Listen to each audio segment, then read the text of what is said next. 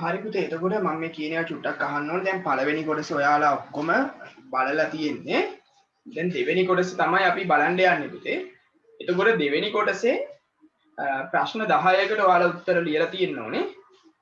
A කොටසෙන් ප්‍රශ්න 5කුයි B කොටසෙන් ප්‍රශ්න 5කුයි. වැඩිපුර ලියලා තියෙනවා නම් ගැටලුවක් නැහැ. ප්‍රශ්න 6ම බලලා වැඩි ලකුණු තියෙන 5 ගන්න. එතකොට හරි. ඒතර අර වගේම මම ෆෝම් එකක් අන්තිමට එවනවා පුතේ. මම මැදින් ඒක පෙන්නන්නම්. ඒක ෆිල් කරලා එවන්න ඕනේ පුතේ. අද කරන්න පුළුවන් උපරිමයෙන්ම සාකච්ඡා කරනවා.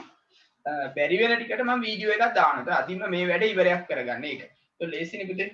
ආයි කල්යවන්න දෙයක් නැහැනේ. එතකොට අපි බලමු එහෙනම් පළවෙනි ගාන පුතේ. අපිට කියනවා y සමානයි x වර්ගය ඍණ 3. දැන් ඔයාලට තියෙන බලන්න විතරනේ මම වේගෙන් හදයි යන. ඍණ 3 ප්‍රස්ථාරයේ ඇඳීමට සකස් කරපු අසම්පූර්ණ අගේ වගුවක් පහත දැක්වේ. මම මේ වගුව මෙතන ලියා ගන්නවා ප්‍රස්ථාරයේ අඳින්න ලේසියි.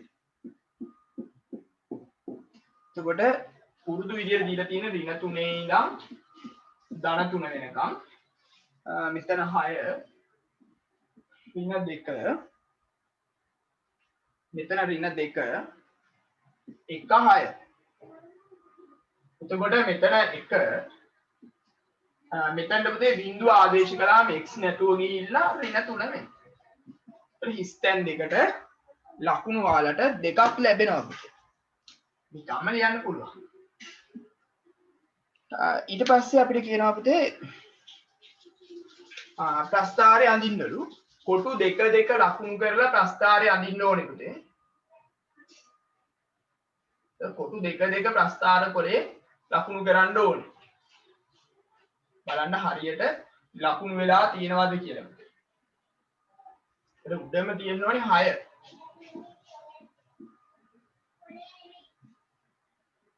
ඍණ 1 ඍණ 2 ඍණ 3. ඊළඟට මේ පැත්තට 1 2 3 අක්ෂ දෙක නම් කරලා තියෙනවා පුතේ xy කියලා. හරි. දැන් මේකේ අගයන් ටික ලකුණු කරනවා පුතේ. ඍණ 3 6. ඍණ 3 6. ඍණ 2 1. ඍණ 1 ඍණ 2. බිංදුවේ 3. දැන් හරිද? ඊළඟට තියෙනවා එකේ ඍණ 2 දෙකේ 1 තුනේ 6. ඔය ටික ලකුණු කරලා ප්‍රස්ථාරය අඳින්නයි තියෙන්නේ. ඊට පස්සේ අපිට පුළුවන් පුතේ මේක අඳින්න.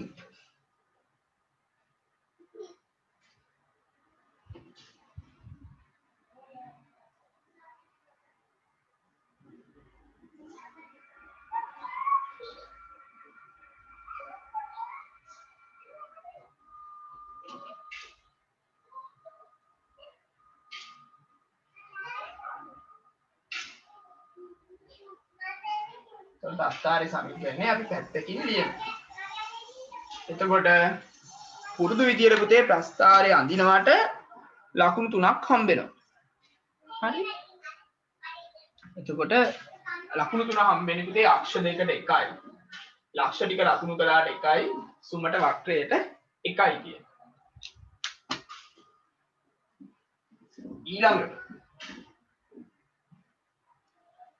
ඊළඟට පුතේ අපිට කියනවා ප්‍රස්ථාරයේ භාවිතයෙන් ශිතේ අවමාගය ලියන්න. අවමාගය කියන්නේ පුතේ මෙතන අඩුමාගය ඍණ 3යි. ඊළඟට ශීර්ෂයේ ඛණ්ඩාංග ලියන්න. බිංදුවේ ඍණ 3. ඒතර y සමානයි ඍණ 3 උනත් ලියන්න පුළුවන් පළවෙනි එකට. ශිතේ ඍණ වැඩි වෙන x පරාසය ලියන්න. ප්‍රස්ථාරයක අඩු වෙන වැඩි වෙන කොටස් මං කොහොම ලියන්න පුළුවන් කියලා ඉස්සෙල්ලා මෙහෙම මේ y අක්ෂණුයි x අක්ෂණුයි කැපුවාම පුතේ කෑලි 4කට වෙන් වෙනවා. ඒ කෑලි 4 පරාස 4කට අයිති වෙනවා. මේ පැත්තේ නම් බලන්න ප්‍රස්ථාරය පුතේ මෙතන ඉඳන් පල්ලෙහාට යන්නේ මේකේ. ඉතින් අපි කියනවා ප්‍රස්ථාරයේ අඩුවන කොටස තමයි මේ තියෙන්නේ. එතන මෙතන ඉහළටනේ යන්නේ. මේ තියෙන ප්‍රස්ථාරයේ වැඩි වෙන කොටස.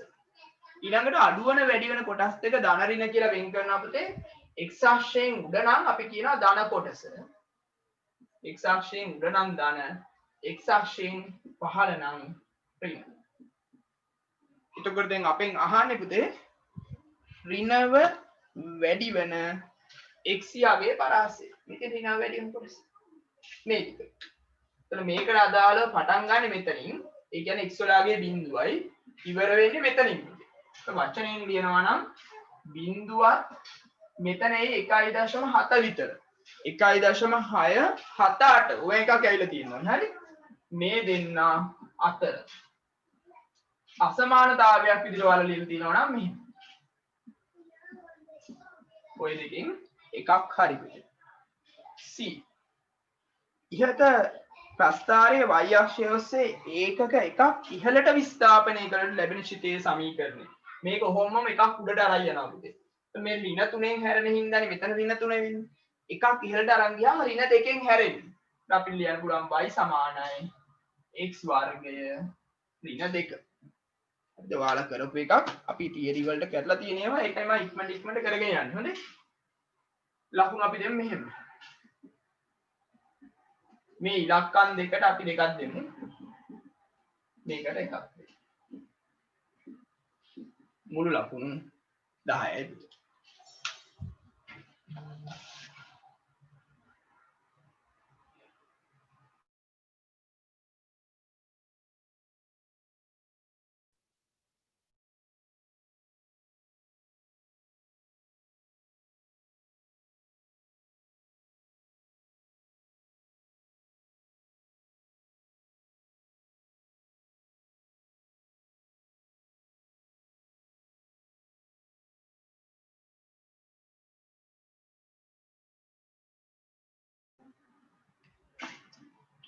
දෙවෙනි ගාන. Taman දෙවෙනි ගාන හදලා නැත්නම් ඒක ආයෙ හදා ගන්න පුතේ රතු පෑනෙන්. වැඩිපුර ප්‍රශ්නයක් තියෙනවනේ මේකේ. ජපානයෙන් ආනයනය කරන ලද පාවිච්චි කළ පරිගණක යන්ත්‍රයක මිල 15000යි. 123ක තීරු ගාස්තුවක් ගෙවනවා. අපි එක එක හොයාගෙන යමු පුතේ. තීරු ගාස්තුව. එතකොට මෙයා ගේන්නේ 15000ට පුතේ. මේකෙන් 123ක් ගන්නවා තීරු ගාස්තු. හරිද?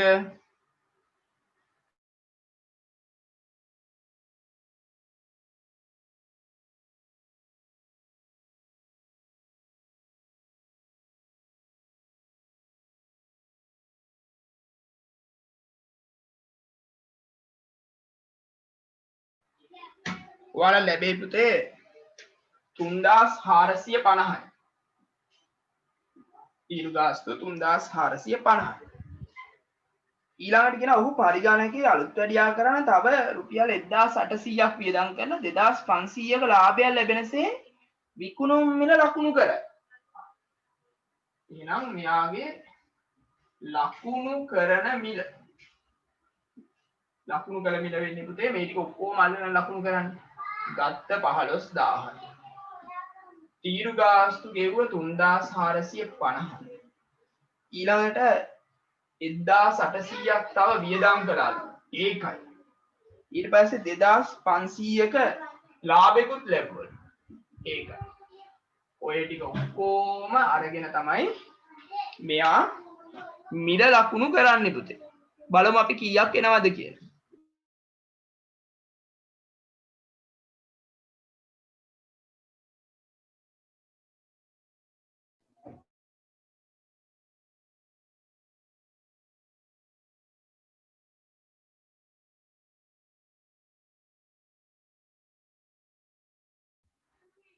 විසි 2750 නේ. උත්තර වැරදුනා කියන්න ඕන. ඊට පස්සේ පරිගණකයේ විකිණීමේදී 102ක වැට් මුදලකුත් අය කරනවා. වැට්. ඒ කියන්නේ පුතේ දැන් 22750යි කියන ලකුණු කරලා තියෙන්නේ. මේකෙන් 100ට 22ක් නෑ 112ක් 112ක වැට් මුදලකුත් අය කරනවා. ඒක රජයට ගෙවන්න ඕනේ බද්දක් පුතේ. එතකොට මේකෙන් 100ට 12ක් අපි බැලුවොත් පුතේ 2730ක් එනවා. මේකත් ඉතින් ගන්න එක්කෙනා ගෙවන්න ඕනේ පුතේ. එහෙනම් පාරිභෝගිකයා ගෙවන්න ඕනේ ගාන. පාරිභෝගිකයා ගෙවිය යුතු මුදල වෙන්නේ පුතේ 22750ට 2730ක් අපි එකතු කරන්න ඕන. 0යි 8යි 14යි 5යි 2යි රුපියල් 25480ක් 25480ක් ගෙවන්න ඕනේ පුතේ. බලමු ලකුණු. 100ට 23 දැම්මට 1යි මේකට 1යි 1යි 4යි 5යි 6යි 7යි.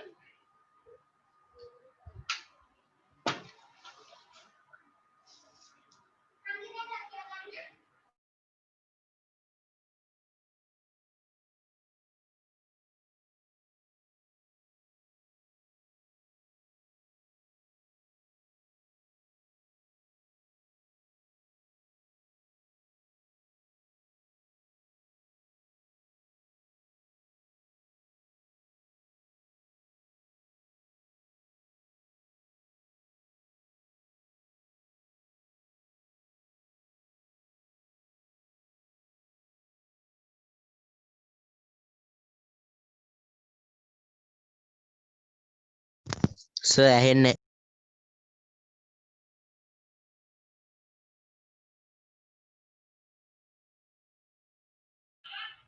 බලන්න පුතේ ඊළඟ එක පුද්ගලයෙක්ගේ වාර්ෂික ආදායමෙන් ලක්ෂ 6ක් බද්දෙන් නිදහස්.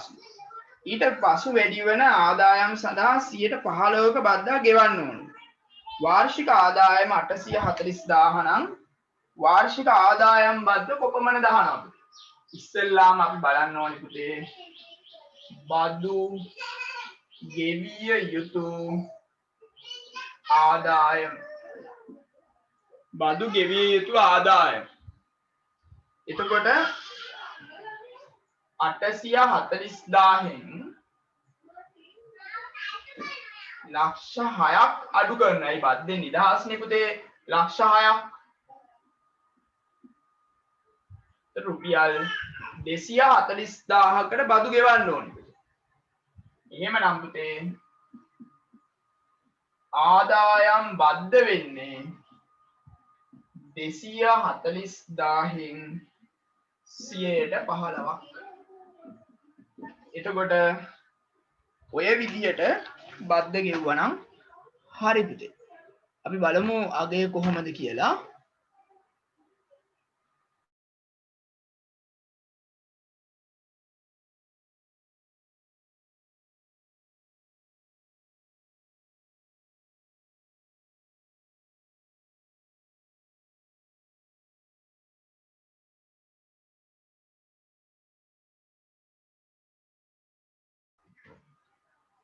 උත්තරේ ලැබෙවි පුතේ. ඔව් 36000. 36000. එතකොට මෙතන පුතේ ලකුණු මේක හොයාගත්තට 1යි මේකට 1යි මේකට 1යි ලකුණු 10ක් ලැබෙනවා.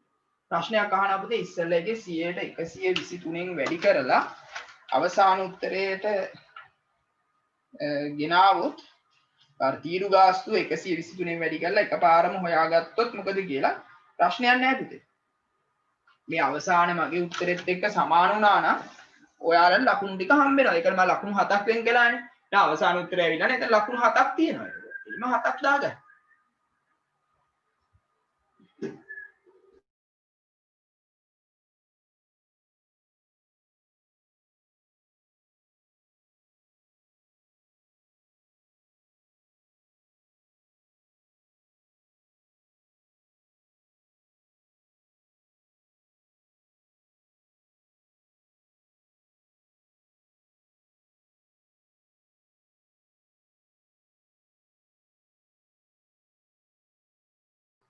බලන්න පුතේ ඊළඟ ගාන අපිට O level විභාගෙදී උනත් හදා ගන්න පුළුවන්.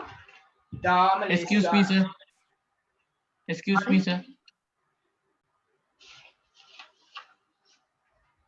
ඊළඟට අපිට තියෙනවා තුන්වෙනි ගාන පුතේ. මාත පන්තිය කීයද අහන්න. ලියමුකෝ. එතකොට මාත පන්තිය කියන්නේ සංඛ්‍යාතයේ වැඩිම අගයට අනුරූප වෙන පන්තිය පුතේ. එතන මේකේ මාත පන්තිය විදිහට ඔයාලා ලියන්න වෙනවා 80 90. ඊළඟට කියනවා මධ්‍යස්ථ පන්තිය. වෙළඳ සැලක දින 60ක් නුනේ විකුණන්නේ. එතකොට මුල වගුවේ පුතේ ඔයාලා බලන්න එකතු කරගෙන පුතේ මුල පොලිම එකතු කරලා යන 60න් භාගي 30යිනේ. 30 එන්නේ මොකේදද කියලා බැලුවා නම් හරි.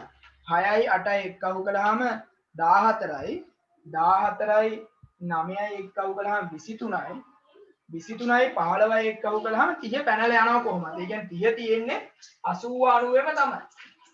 80 90ෙම තමයි. ඊළඟට අපිට කියනවා මාත පන්තියේ මධ්‍යගය උපකල්පිත මධ්‍යයන්නේ විදිහට අරගෙන මධ්‍යයන්නේ ආසන්න පූර්ණ සංඛ්‍යාවට සොයන්නද පුතේ. එහෙනම් අපි බලමු පේලි 5ක වගුවක් ඔයාලා හදලා තියෙන්න ඕනේ. සහල් ප්‍රමාණය කිලෝග්‍රෑම්. ඊළඟට පුතේ අපිට ඕන වෙනවා මෙතනට මධ්‍යගයක්. ඊළඟට ඕන වෙනවා අපගමනයක් D. ඊළඟට ඕන වෙනවා දින ගණන. එහෙම නැත්නම් සංඛ්‍යාතය. ඊළඟට ඕන වෙනවා FD. එතන මෙතන අපි 50 60 ඉඳලා යමු. 50 60 60 70 70 80 80 90 90 100 110 එතකොට මධ්‍ය අගය වෙන්නේ පුතේ මේ දෙන්න එකතු කරලා දෙකෙන් බෙදුවාම එන 55 65 75 85 95 105 105 ඊළඟ දින ගණන වෙන්නේ පුතේ 6 8 9 15 10 7 5 එතන මේ ටික එක්කහුව කළාම කොහොමත් 60ක් එයි 60යි කියලා අපිට දෙනවනේ ඊළඟට කියනවා මාත පන්තියේ මධ්‍ය අගය ඒ කියන්නේ පුතේ මෙයා උපකල්පිත මධ්‍යයන්නේ විදියට අරගෙන එන ඒක ඉස්සරහට දානවා බිංදුවක් 10 10 අඩු වෙලා තියෙන්නේ නේ 10 20 30 අඩුයි මේ පැත්තේ 10 20 30 10 10 වැඩි පින්න 180යි පින්න 160යි පින්න 90යි 100යි 140යි 150 මේක සුළු කළාම එනවා බිංදුවයි 17යි 23යි දෙයක් ඉතුරුයි 430යි මේක සුළු කළාම ඔයාලට ලැබෙවි 5යි 4යි 9යි 1යි 2යි 3යි 390 මේක අපි ලියන්නේ පුතේ පල්ලෙහ 390 ඍණ 430 එතකොට හරි ලේසි ලොකු ගානෙන් පොඩි ගාන අඩු කරලා ලොකු ගානේ ලකුණ දාන්න. ලකුණු ගැන කතා කළත් පුතේ සම්මතව මේ ගණන් වලට හම්බෙන ලකුණු මධ්‍යගයේ පේලිය නිවැරදි නම් 1යි. අපගමනයේ නිවැරදි නම් 1යි. මේ FD පේලිය නිවැරදි නම් 1යි. මෙතන අගේ නිවැරදි නම් 1යි. මේක 2යි, මේකට 1යි. 1යි 2යි 3යි 4යි 5යි 6ක් හම්බෙනවා මේ වෙනකොට ගානට.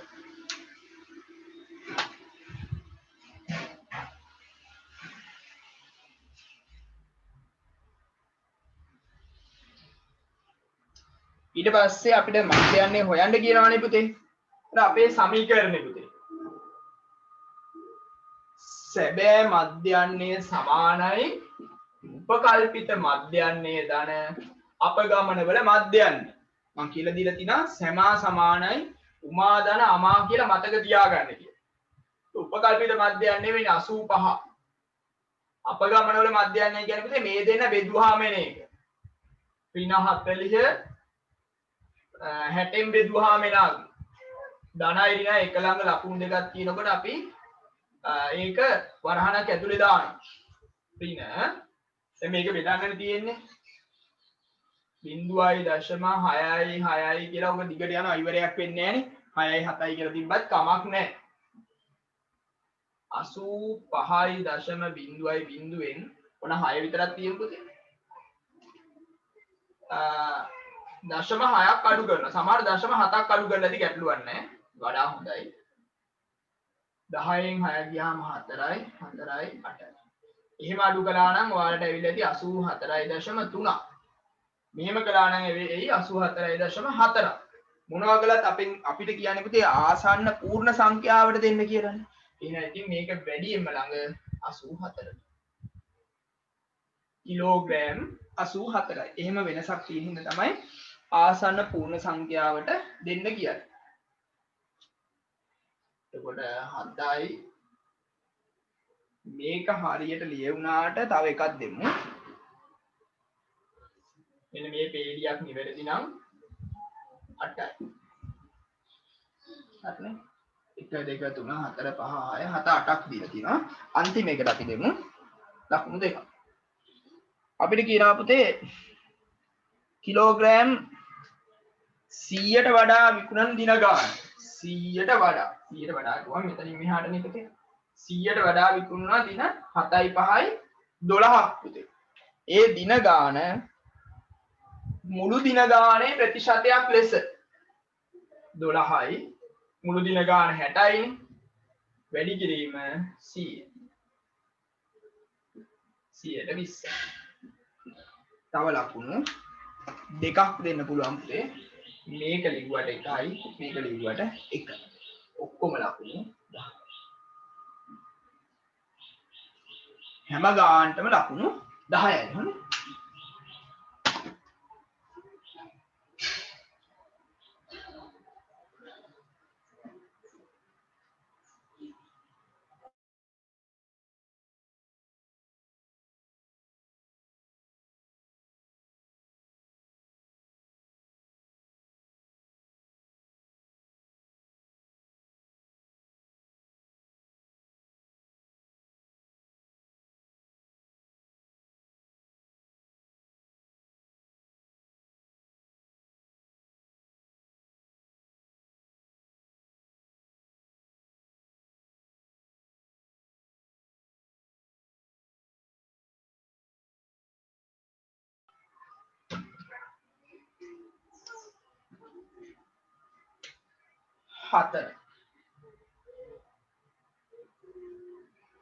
හතරවෙනි එකේ අපිට කියනවා පළවෙනි කොටස එකට 50000 පරිමාණයක ඇඳ ඇති සිතියමක නගර දෙකක් අතර දුර සෙන්ටිමීටර් 30යි පරිමාණය එකට 50000යි සෙන්ටිමීටර් එකකින් දැක්වෙන සැබෑ දුර මීටර් කීයද දැන් මේකේ තේරුම පුතේ සෙන්ටිමීටර් එකකින් සෙන්ටිමීටර් 50000ක් දැක්වෙනවා කියන එක තමයි තේරුම. දැන් මේක මීටර් කරගන්නනේ ඕනේ. සෙන්ටිමීටර් මීටර් කරන්න 100ෙන් බෙදන්න ඕනේ. බිංදු දෙකට බිංදු දෙක කැපුණාම මෙතන එනවා පුතේ මීටර් 500යි කියන්නේ. මීටර් 500.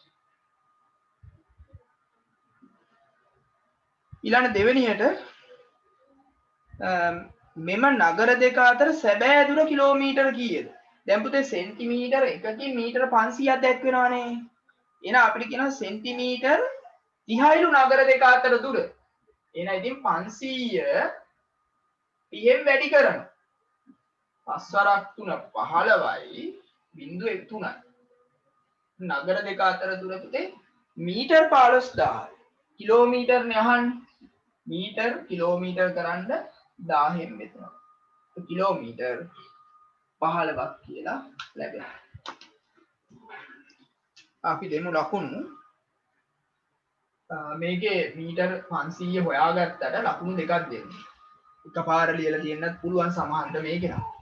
එතකොට මේ පේලි දෙකෙන් එකකට එකක් දෙමු. අවසාන උත්තරේට තව එකක් දෙමු. ඒ ලකුණු 4යි.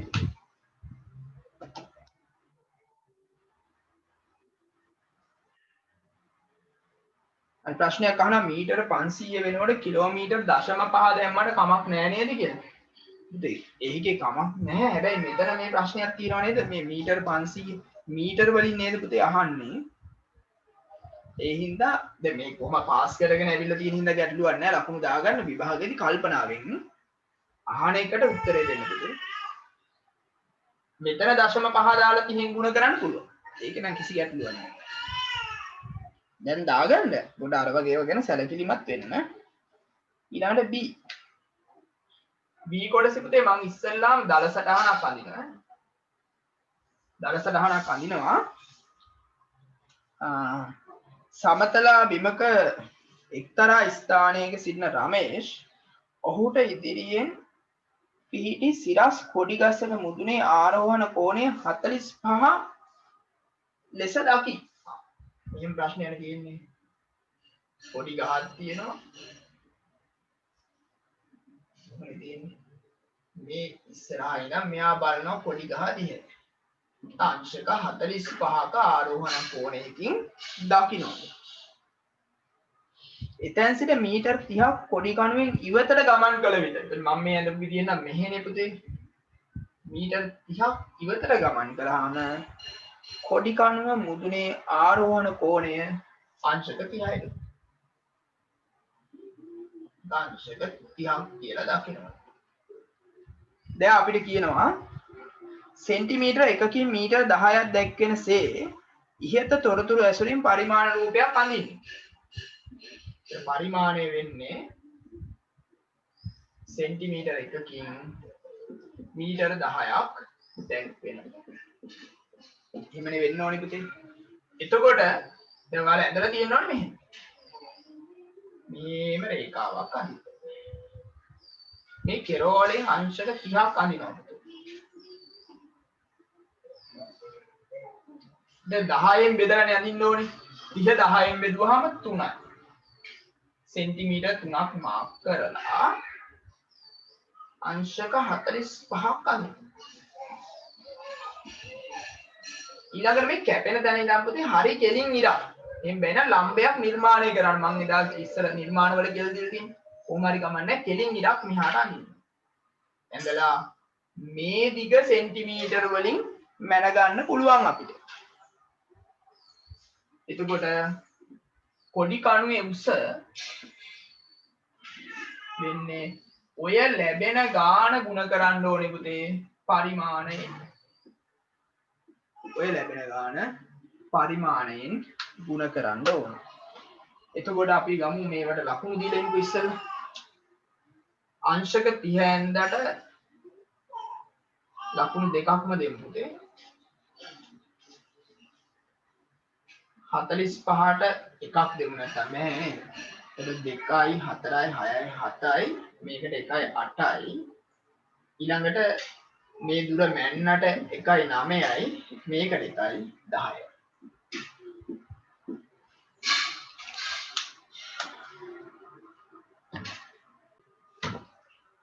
ඉතින් මෙතන මේ මෙන්න මේ යගේ සෙන්ටිමීටර වලින් කීයද කියලා මම අහන්නේ 4.1 2ක් වගේ තමයි එන්නේ මම හිතන්නේ.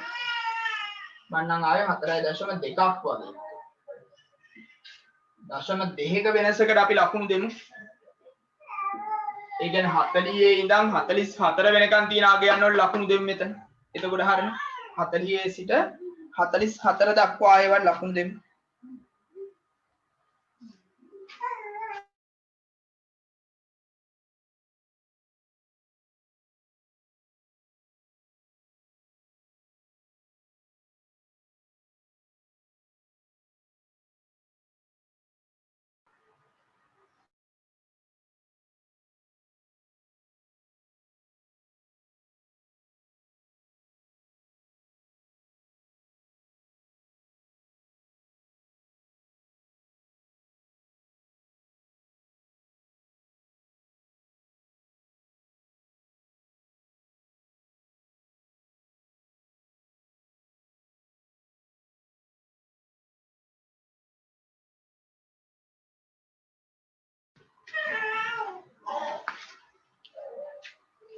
ඊළඟට කියනවා මේ පස්වෙනි ගාන පුතේ අපිට කියනවා අසමානතාවයේ විසඳන්න. ඒ 4න් 3යි x ඍණ 2 විශාල හෝ සමානයි 1යි. සාමාන්‍ය සමීකරණයක් හදන විදිහට හදමු. මේ ඍණ 2 අපි අනිත් පැත්තට දාමු. ධන 2යි. එතන 4න් 3යි x 3යි. දෙපැත්තම අපි 4න් ගුණ කරලා 3ෙන් බෙදමු. 3x කියන්නේ 4 වරක් 3 12යි. දෙපැත්තම පුතේ 3ෙන් බෙදනවා. එතකොට එනවා 4යි කියලා. මේක එහි විසඳුම් සංඛ්‍යා රේඛාවක් මත නිරූපණය කරන්න. එතකොට පුතේ මේකේ අපි ඇඳලා තියෙන්න ඕනේ. හතර යටින් ඉරි කෑල්ලක් ගහලා තියෙන හින්දා හතරට රවුමක් ඇඳලා පාට කරනවා පුතේ. x ලාගේ වැඩිනේ. වැඩි කියන්නේ මෙතනින් මේ පැත්ත. මෙහෙම ඇඳලා තිබ්බනම් හරි පුතේ.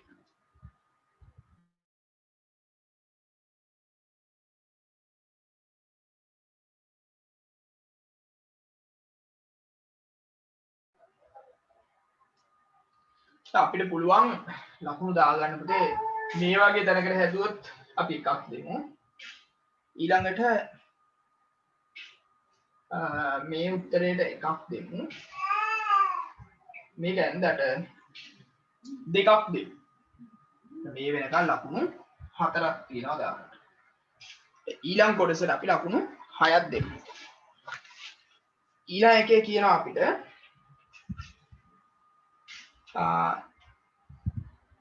වෙළඳ සැලකට ගිය නිසල් මිලදී ගත්ත අභ්‍යාස පොත් ගානයි පෑන් ගානයි අතර ප්‍රශ්නයක්. හරි. මේ පොඩ්ඩක් ලියා ගමු පුතේ. අභ්‍යාස පොත් ගණන yලු පෑන් ගාන x ලු. දැන් කියනවා මෙහෙම. අභ්‍යාස පොත් ගණන ඒ කියන්නේ පුතේ මේ y කියන එක සමානයිලු පෑන් ගණනට වඩා 4ක් අඩුයිලු. ඒ කියන්නේ පෑන් ගාණයෙන් 4ක් අඩු කළාම මේක එනවා කියලානේ පළවෙනි සමීකරණය. ඔන්න x එහා පැත්තට දැම්ම හැකි මම දැක්කම ඔන්න තිබ්බා. ඊළඟට කියනවා අභ්‍යාස පොතක මිල 23යිලු. එහෙනම් 23යි y වෙන්න ඕනේ මෙතන. පෑනකට රුපියල් 12යි.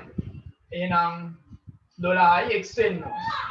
එතකොට මේ දෙක මිලට ගන්න 153ක් ගියාලු. ඔන්න දෙවෙනි සමීකරණය.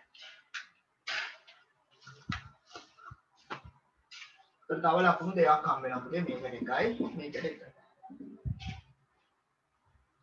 දැන් මෙතන ඔයාලා කැමති විදිහකට සංගුණකයා සමාන කරගෙන ගාන හදන්න පුළුවන්. මම හිතන්නේ y සමාන කරගන්න පුළුවන්. ඊට අතලා ලේසි x සමාන කරන එකනේ. මම මෙයාව මෙහෙට දාන්නම් ඔයාලට නැත්තම් ගැටලුවක් වෙයි.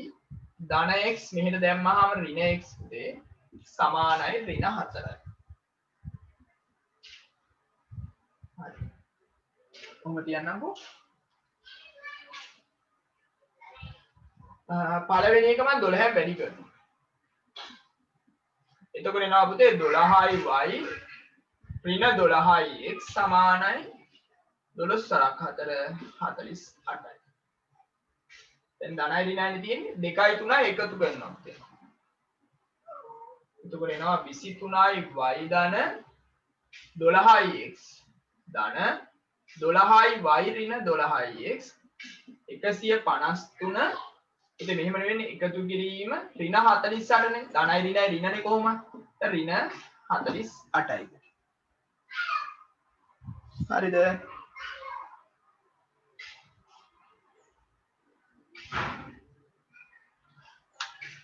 හරි අපි බලමු ලකුණු මේ වෙනකන් ගත්තේ වට ප්‍රශ්නයක් අහන අපිට අපි චුට්ටක් මේක ලකුණු දාලා බලමු. තව සමීකරණයක් මොකක් හරි එකක් ගත්තට එකකුයි ඒ දෙන එකතු කරලා හරි අඩු කරලා හරි ගත්තට තව එකකුයි අපි ලකුණු දෙමු. හරි ප්‍රශ්නයක් අහන පුතේ මෙයා වෙනුවට x ඍණ y සමානයි 4යි කියලා සමීකරණය ගත්තොත් වැරදිද කියලා. හරි පුතේ. එහෙම ගන්න පුළුවන්. එතකොට හොඳයි එහෙම හිතුණා නම් 23යි 12යි එක්කහු කළාම 5යි 35යි නේද? 35යි y. එතකොට මෙතන එනවා 105ක් නේ. මේ පැත්තම 35න් බෙදමු. 3යි. y සමානයි 3යි. ඊළඟට y සමානයි 3 ඔයාලා කැමති ඕන සමීකරණයකට ආදේශ කරලා x හොයා ගන්න පුළුවන්.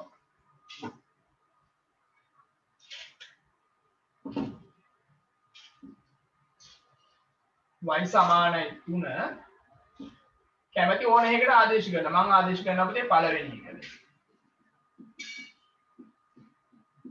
ඒකට පළවෙනි එක කියන්නේ අර මේ උඩ එකට ආදේශ කරනවා. ලේසිනේ. y වෙනුවට 3යි x ඍණ 4යි ඍණ 4 අපි මෙහෙට ගමු ධන 4යි x සමානයි 4යි. යටි මම කොයි කරත් කියලා තියෙනවා ලියන්න කියලා. මේ වගේ ගානක අභ්‍යාස පොත් කීයද y නේ පුතේ 3යි පෑන් කීයද කියලා. සමහර වෙලාවට ලකුණු දෙනවා. සමහර වෙලාවට ලකුණු දෙන්නේ නැහැ. මේ ගැන ඉතින් අපි මේ දෙකට ලකුණු දීලා තියමු. 9යි 10යි කියලා නේ. දැන් හරිනේ 10 ලකුණු. 1 2 3 4 5 6 ඉස්සෙල්ලකට 4ක් තිබ්බනේ 10යි නේ. O level විභාගෙට නම් මෙතනටත් ලකුණක් දෙනවා.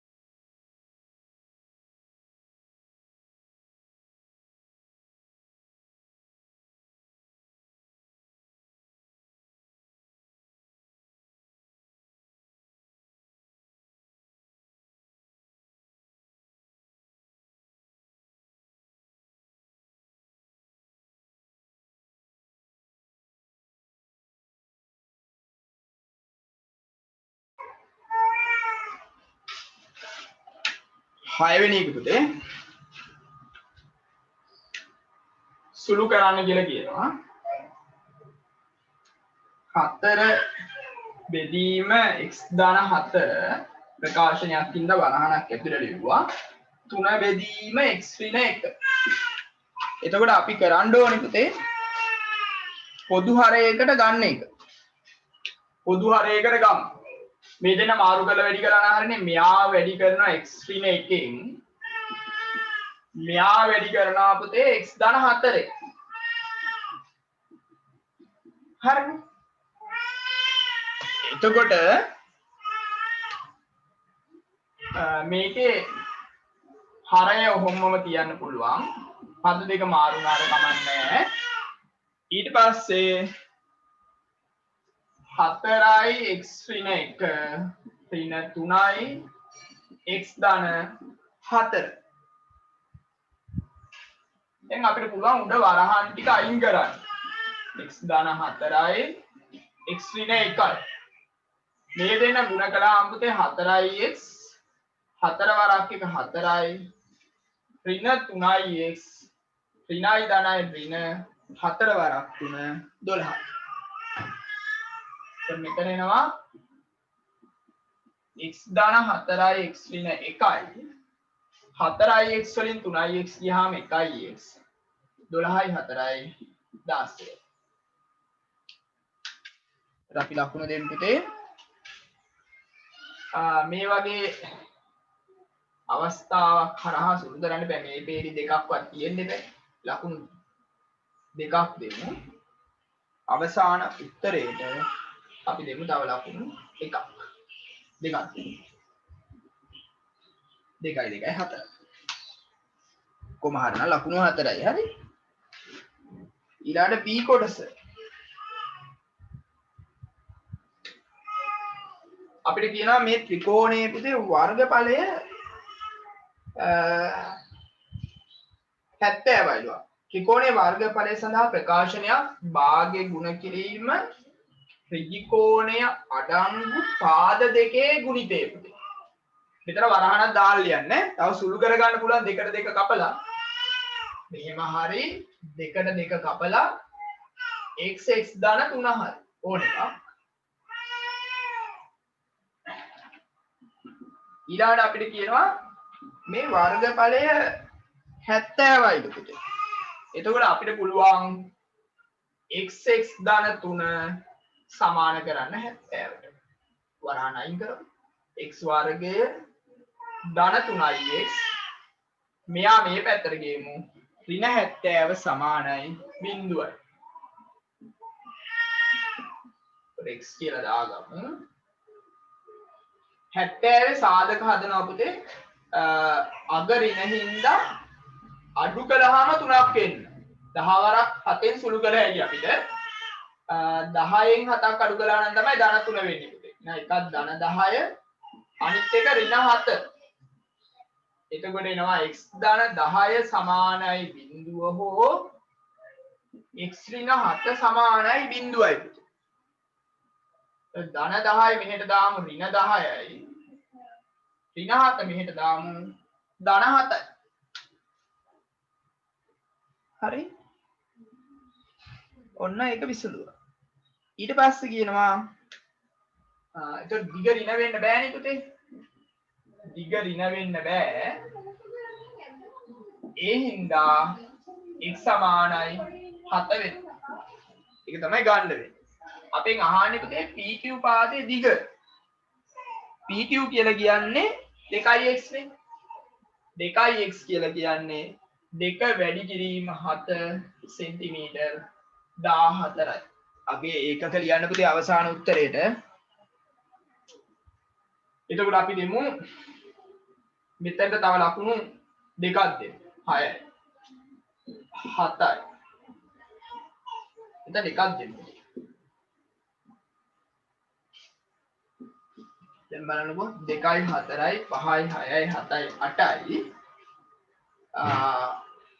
මේක 9යි මෙතන තව එකක් දෙන්න. සාධක දෙකක් තියෙනවා 10යි. ලකුණු 10ක් ලැබෙනවා.